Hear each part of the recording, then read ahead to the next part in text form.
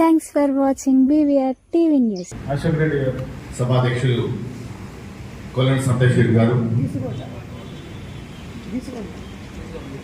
Chief guest పైడి రాజేష్ రెడ్డి గారు MLA గారు, మరొక ముఖ్య అతిథి డాక్టర్ పూర నరసయ్య గౌడ్ గారు, చిరకాల మిత్రులు మా మెడికల్ అసోసియేషన్లో డాక్టర్ రాజేశ్వరరావు గారు, ధర్మారావు గారు, అనేక మంది పెద్దలు, పేరు పేరున అందరికీ నమస్కారాలు. ఒక్క విషయం నేను అంటే ఇప్పుడు సంతోష్ రెడ్డి గారిని అడుగుతున్నా, intellectual meet the purpose, what is the agenda? Intellectual meet అనేది ఏ పర్పస్లో పెట్టారు? ఒక్క పాయింట్లో దేనికోసం పెట్టారు? 12 సంవత్సరాల మోడీ సుపరిపాలన దాని మీద మాట్లాడడానికి పెట్టారు. సరే, డాక్టర్ రాజేశ్వరరావు గారు, డాక్టర్ జితేంద్ర రెడ్డి గారు చాలా విషయాలు మాట్లాడారు. నేను అనుకున్నది నేను మనసులో వారి పరిపాలన గురించి ఇక్కడ ఉన్న వాళ్ళలో ఎవరికి ఎలాంటి సెకండ్ థాట్ లేదు, ఎవరికి ఏం చెప్పాల్సిన అవసరం లేదని అనుకుంటున్నాను, భావిస్తున్నాను. ప్రధానంగా నేనేం భావిస్తున్నా అంటే intellectual meet, the purpose of the intellectual meet, అనేక మంది భారతీయ జనతా పార్టీ కార్యకర్తలు వాళ్ళ జీవితాంతం అసలు ఎంత త్యాగం చేసేడు అనేది మాటలలో చెప్పలేనంత త్యాగం భారతీయ జనతా పార్టీ ఈ దేశంలో, ముఖ్యంగా మన రాష్ట్రానికి వస్తే ఎప్పుడు మనం అధికారంలోకి వస్తాం, ఇంకెప్పుడు మనం అధికారంలోకి వస్తామని చెప్పేసి ఎదురు చూసుకుంటూ ఎన్ని త్యాగాలకైనా వాళ్ళు ముందుకు వచ్చి పనిచేస్తున్నారు. ఎస్, ఈరోజు ప్రధానమైన చర్చ ఎక్కడైనా ఒకటే జరుగుతుంది. వచ్చే ఎన్నికలలో 2029లో భారతీయ జనతా పార్టీ అధికారంలోకి రావాలి, వస్తుంది, తప్పనిసరి వస్తుంది అని కూడా అందరూ మాట్లాడుతున్నారు. రావాలని ప్రతి ఒక్క కార్యకర్త, ప్రతి ఒక్కరు కోరుకుంటున్నారు. ఈ దిశలో పనిచేయడానికి ఏం ఆలోచన చేయాలి? నేను అనుకున్నది వచ్చే ఎన్నికలలో మనం అధికారంలోకి రావాలంటే ఏం ఆలోచన చేయాలి, మన స్ట్రాటజీ ఏముండాలి అనేది మనం చేసుకోవాలనేది నా ఉద్దేశం. భారతీయ జనతా పార్టీ నాయకత్వం ఆలోచించాలి ప్రధానంగా అనేది నా ఆలోచన. అయితే వచ్చే ఎన్నికల్లో మనం అధికారంలోకి రావాలంటే ఇప్పుడు మన తెలంగాణ చరిత్ర చేతుల్లోకి వెళ్తే సింపుల్గా before Telangana achievement, after Telangana achievement. Telangana రాకముందు ఏం జరిగింది, ఈ తెలంగాణలో వచ్చిన తర్వాత ఏం జరిగింది? ఇది ఒక సుదీర్ఘమైన పోరాటం, 6 దశాబ్దాల పోరాటంతో తెలంగాణ అనేక మంది బలిదానాల ఫలితంగా, అనేక మంది త్యాగాల ఫలితంగా యావత్ తెలంగాణ ప్రజలు తెచ్చుకున్న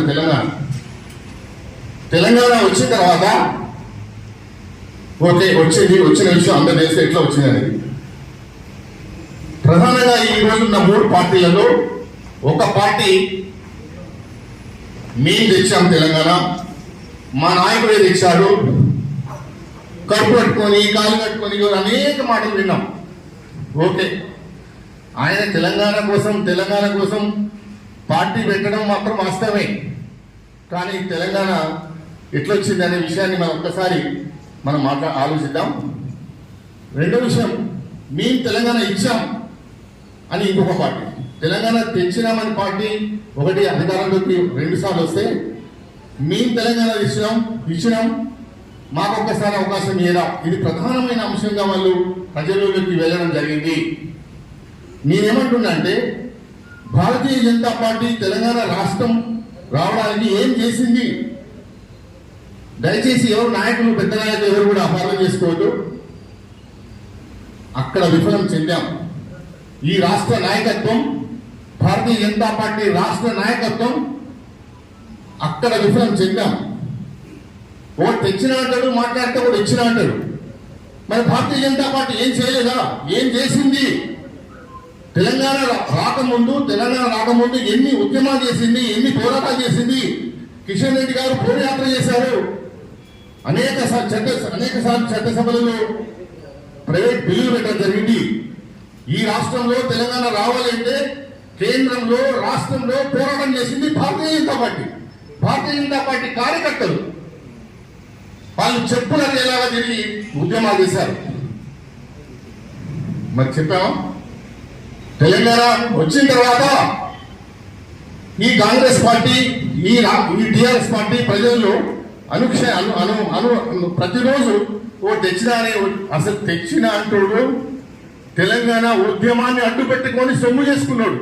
తెలంగాణ ఉద్యమాన్ని అడ్డు పెట్టుకొని కుటుంబాన్ని ఎస్టాబ్లిష్ చేసుకున్నాడు. తెలంగాణ ఉద్యమాన్ని అడ్డు పెట్టుకొని పార్టీని ఎస్టాబ్లిష్ చేసుకున్నాడు. ఈ సందర్భంగా రాష్ట్ర నాయకత్వాన్ని ఒక్కటే ప్రశ్న అడుగుతున్న బయట రాకేష్ రెడ్డి గారిని దయచేసి ఏమనుకోవద్దు. అసలు ఈ టిఆర్ఎస్ పార్టీకి పార్టీ కొనసాగించే హక్కు ఉండేనా?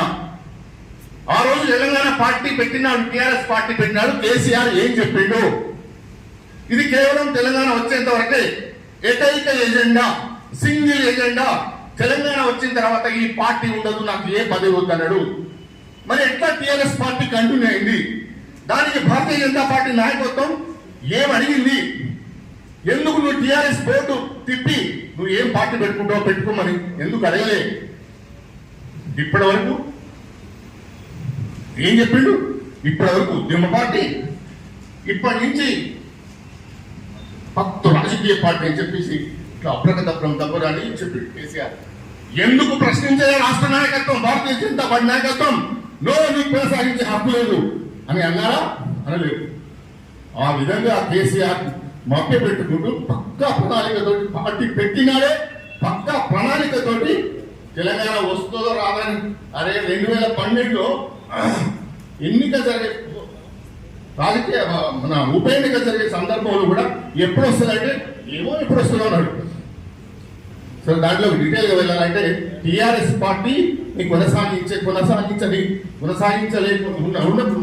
ఉండే ఇక కాంగ్రెస్ పార్టీ మేము ఇచ్చినామంటారు. ఎప్పుడు ఇస్తాన్నారు? ఎప్పుడు ఇచ్చిండ్రు? నువ్వు తొలి దశ ఉద్యమంలో 1965లో 368 మందిని చంపి నీ ఇందిరమ్మ తెలంగాణ బిడ్డల ప్రాణాలు తీసిన ఇందిరమ్మ, బిడ్డలను పిట్టలుగా కాల్చిన ఇందిరమ్మ ఇక సిగ్గు లేకుండా కాంగ్రెస్ పార్టీ మేమిచ్చినామంటారు. ఎప్పుడు ఇచ్చారు? మళ్ళీ మలదశ ఉద్యమంలో మనకు ఎప్పుడైతే 2001లో కేసీఆర్ పార్టీ పెట్టిండు, ఆ తర్వాత మనం ఉద్యమం మలిదశ ఉద్యమం మళ్ళీ మొదలైంది. మరి తెలంగాణ వచ్చిన తర్వాత తెలంగాణ మనకు 2009 డిసెంబర్ నాడు సోనియా జన్మదిన కానుకగా ప్రకటించింది, చట్టసభలో ప్రకటించింది, వాపసు పోయింది. వాపసు తీసుకున్న తర్వాత ఆ రోజు జేఏసీ ఏర్పాటు చేసుకున్నాం. తెల్లవారు జేఏసీ ద్వారా మనం తెలంగాణ ఉద్యమాన్ని బలోపేతం చేసుకొని ముందుకు పోయినాం. జేఏసీ ఏర్పడిన తర్వాత జేఏసీ నిర్ణయం ఏంటి? అరే ఎట్లయితే ఆంధ్ర సీమాంధ్రాలు ఎట్లయితే రాజీనామాలు చేసిందో మనం కూడా రాజీనామా చేద్దామని జేఏసీ చైర్మన్ చెప్తే దానికి కాంగ్రెస్ పార్టీ ఏం చెప్పింది? కేంద్రంలో మేమే, రాష్ట్రంలో మేమే, మేమెందుకు రాజీనామా చేస్తామని చెప్పేసి కాంగ్రెస్ పార్టీ అవమానపరిచింది తెలంగాణ ఉద్యమాన్ని. అప్పుడు కదా శ్రీకాంతాచార్య అమరుడైంది. ఆ విధంగా 1200 మంది బిడ్డలు అమరులైంది. ఈ కాంగ్రెస్ పార్టీకి తెలంగాణ ఇచ్చిన చరిత్ర ఉందా అని? ఇచ్చిన చరిత్ర కాదు, కాంగ్రెస్ పార్టీ ప్రాణాలు తీసిన చరిత్ర.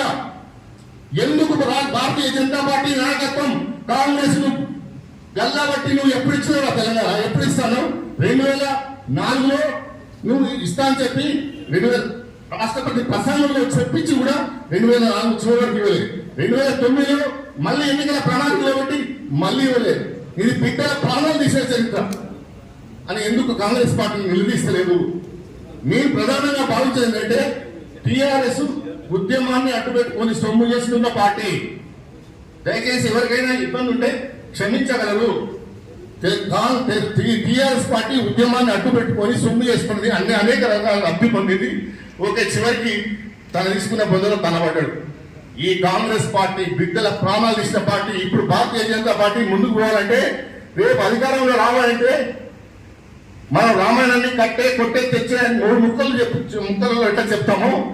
కాంగ్రెస్ పార్టీ మెడలు వంచినాం, బిల్లు పెట్టించినాం, బిల్లు పాస్ చేయించినాం. ఇది వాస్తవం కాదా?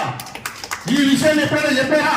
దయచేసి రాష్ట్ర నాయకత్వం ఈ విషయాన్ని, మనకు తెలంగాణలో సెంటిమెంట్ ఎక్కువ, మన అభివృద్ధి, మన నరేంద్ర మోడీ గారు, మన పథకాలు దేశంలో ఏంటిది, ప్రపంచంలో ఏంటిది అవన్నీ అందరూ తెలుసు. కానీ తెలంగాణలో మళ్ళీ రవీంద్ర రెడ్డి ఎట్లా వచ్చిందండి? మా సోనియం ఇచ్చింది, మా సోనియం ఇచ్చింది, మా సోనియం ఇచ్చింది, ఒక్కసారి మాకు ఇయ్యాలి అధికారం. ఇది ప్రధాన అంశం. దీన్ని ప్రజల్లో చాప కింద నీరులాగా తీసుకెళ్ళిండు. ఆ విధంగా తెలంగాణలో ప్రజలలో ముందుకు పోయిండు. మనం ఇప్పటి నుంచి కాంగ్రెస్ మెడలు వంచి బిల్లు పెట్టించి బిల్లు పాస్ చేయించింది మేము. ఓకే, ఇచ్చినాను అయిపోయింది, ఇచ్చినాక అయిపోయింది. ఇప్పించిన మేము అన్ని గంటల్లో రాష్ట్రంలో పోరాటం చేసింది మేము అనే అంశాన్ని ప్రధానంగా ముందుకు తీసుకుపోకుంటూ మన అభివృద్ధి, మన పథకాలు అవన్నీ చెప్పుకోవచ్చు కానీ చెప్పాలి. కానీ తెలంగాణ అంశాన్ని మాత్రం ఇంకొక పాయింట్ చెప్తాం. ఎంత బాధాకరం అంటే అసలు తెలంగాణ పార్టీ, తెలంగాణ రాష్ట్రం వచ్చిందంటే మన నరేంద్ర మోడీ గారి వల్ల. దయచేసి మిత్రులందరూ బాగా చెప్పవలసిన అవసరం, ఆలోచించాల్సిన అవసరం ఉంది. ఎప్పుడండి నరేంద్ర మోడీ గారు ప్రధానమంత్రి క్యాండిడేట్ గా తీర్మానం జరిగిన తర్వాత ఎల్బీ స్టేడియంలో మీటింగ్ పెట్టి ఇప్పటికైనా బిల్లు పెట్టండి, మేము ఇస్తాం, లేదంటే 100 ఇస్తాం అని నరేంద్ర మోడీ గారు అన్నది కదా. ఈ కాంగ్రెస్ పార్టీ, అప్పటి కాంగ్రెస్ నాయకత్వం పీఠం కదిలింది. నరేంద్ర మోడీ గారి వల్లనే తెలంగాణ కాంగ్రెస్ పీఠం కదిలి బిల్లు పెట్టడానికి ముందు పోవడం జరిగింది. నరేంద్ర మోడీ గారు మాట్లాడితే నరేంద్ర మోడీ గారికి ఇష్టం లేదు, నరేంద్ర మోడీ వద్దనే పెట్టదు. అసలు నరేంద్ర మోడీ గారికి ఇష్టం లేకపోతే తెలంగాణ వచ్చేదా? ఎట్లా వచ్చేది? నరేంద్ర మోడీ గారే వద్దంటే వారు ఒక్క సైగా చేస్తే తెలంగాణ బిల్లు ముందుకు వచ్చేదా? అప్పటికే ప్రధానమంత్రి క్యాండిడేట్ కదా. మరి నరేంద్ర మోడీ గారి విషయంలో రాష్ట్ర నాయకత్వం దయచేసి రాజశేఖర్ రెడ్డి గారిని దృష్టి తీసుకోవాలి. నరేంద్ర మోడీ గారు పీఠం కదిలించిండు, కాంగ్రెస్ పీఠం కదిలిస్తే తెలంగాణ బిల్లు పెట్టడానికి ముందుకు వచ్చింది. ఆ విధంగానే నరేంద్ర మోడీ గారు అంటే మోడీ లేదు, నరేంద్ర మోడీ గారు వల్లనే వచ్చింది అని మన రాష్ట్ర నాయకత్వం ఎందుకు చెప్పరు? నరేంద్ర మోడీ గారు అన్నంగానే కదా బిల్లు పెట్టడానికి ముందుకు వచ్చింది. తర్వాత సుష్మా గారు లోక్సభ చేసిండు, రాజ్నాథ్ సింగ్ గారు ఏం చేసిండు, అందరూ చేసినండి. అదే అక్కడే పొరపాటు పడుతున్నాం. నరేంద్ర మోడీ గారి విషయంలో కాంగ్రెస్ ఖచ్చితంగా నరేంద్ర మోడీ గారి వల్లనే తెలంగాణ వచ్చిందనే విషయం చెప్పాలని చెప్పేసి ఈ సందర్భంగా కోరుకుంటాను. జై తెలంగాణ.